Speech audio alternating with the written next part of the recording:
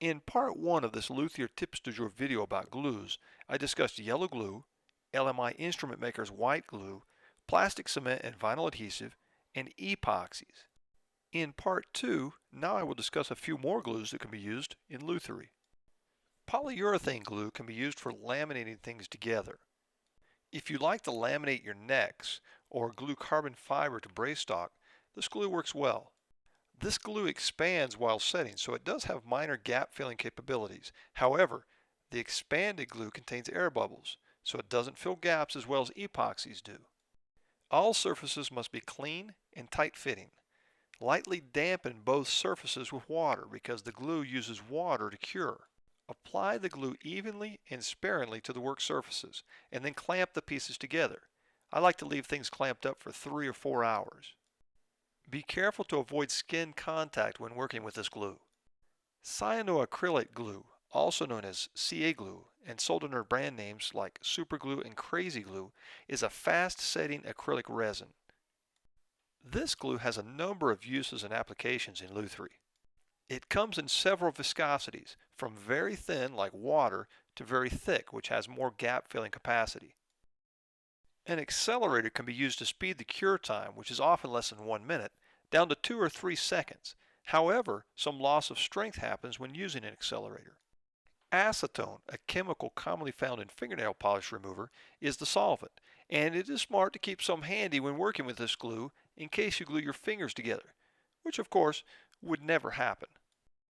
Crack repair is one excellent use for this glue. For small hairline cracks, I use the thin viscosity version of this glue and a small applicator to help strategically place the glue where I need it.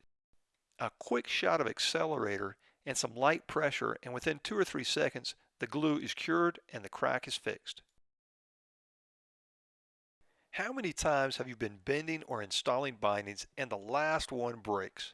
Well, if it's a clean break, oftentimes with a little CA glue, you can get the piece to hold together until you can get it installed. This technique works well on darker colored woods, and I also try to avoid using the accelerator because it can leave a white line. I have even been known to use this glue occasionally to join backs together. The quick cure time allows me to keep right on working with no downtime. The drawback is that you must work quickly, and it also helps to have a friend around to help you. Here is another example of where CA glue is very useful.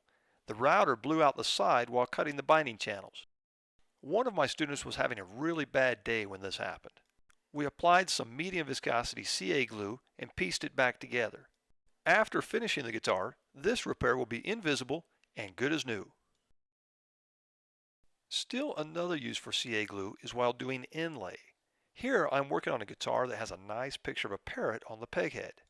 I decided to extend the tail feathers down onto the fretboard. I'm using a black colored version of a medium viscosity CA glue to secure the inlay and also as a filler around the edges. Black CA glue can also be used to fill the gap under the fret wire on the side of the fretboard. One of the drawbacks to this glue is it can be highly irritating to the eyes and skin. However, it is possible to get it in a user-friendly odorless version. Hide glue is probably considered the granddaddy of all adhesives. It was the most common woodworking glue for thousands of years. It is a protein-based product manufactured from the collagen found in skin, connective tissues, and bones of animals. It can be purchased in granules, flakes, or flat sheets, and has an indefinite shelf life if stored in a cool, dry place. Hide glue is graded in terms of gram strength. The higher the gram strength, the quicker the set time is. For use in Lutherie, a 192 gram strength is sufficient. This glue has several advantages and disadvantages. One disadvantage, if you can call it that, is that the glue must be dissolved in water, cooked, and applied warm, typically around 140 degrees Fahrenheit or 60 degrees Celsius. Although a pre-mixed liquid hide glue can be purchased, and many have used it with success, however, I prefer to mix my own. Let me quickly demonstrate how to mix and use hide glue. I start by weighing out 100 grams of dry hide glue and then add 180 grams of water. These measurements are by weight and not by volume. I stir the mixture together and then set it aside for a half hour to about an hour. I then heat the glue. Here I'm using a commercial glue pot with water in it. This pot has a thermostat that keeps the glue at a constant 145 degrees Fahrenheit. You could also just use a pot with water in it and a thermometer and heat it somehow to around 140 degrees Fahrenheit. Then let the mixture cook for a few minutes until it's completely dissolved. It is now ready to use. I like to keep a lid half on the container as I'm cooking so the glue doesn't dry out or skim over. I will now show how to use the glue and also talk about some advantages and disadvantages of this glue. I've already talked about the fact that the glue must be cooked and that it must remain at the constant temperature of around 140 degrees Fahrenheit or 60 degrees Celsius. Warmer temperatures than this can quickly break down the strength of the hide glue, so the temperature must remain constant. Another disadvantage is open time. As the glue cools, it gels quickly and loses strength, so it is imperative that you apply the glue, fit the pieces, and hold them before the glue temperature drops below 120 degrees Fahrenheit, or about 50 degrees Celsius. Hide glue's open time is usually around 1 minute or less, so you must work quickly. You can extend this open time slightly by heating the environment you're working in, or by heating the pieces to be glued together. This glue also has poor gap filling abilities, so the pieces must fit together perfectly. Here are some of the advantages of working with hide glue. This glue is completely reversible with a little heat and moisture.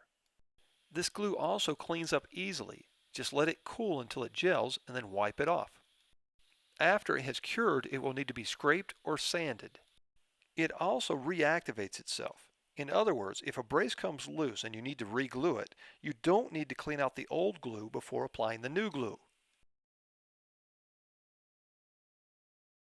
This glue also has the advantage of being able to create what is called a rubbed joint. By simply using hot hide glue, you can hold the piece to be glued in place, and by rubbing it back and forth, remove the excess glue. The glue begins to cool and gel almost immediately, thus eliminating the need for clamping. The glue shrinks as it dries, drawing the pieces together and creating a nice tight joint. Hide glue has been around for thousands of years, so you know it has stood the test of time. With a little practice, you will learn how to work with this glue and be able to take advantage of the benefits it has to offer. For more information on hide glue, visit Frank Ford's website, frets.com.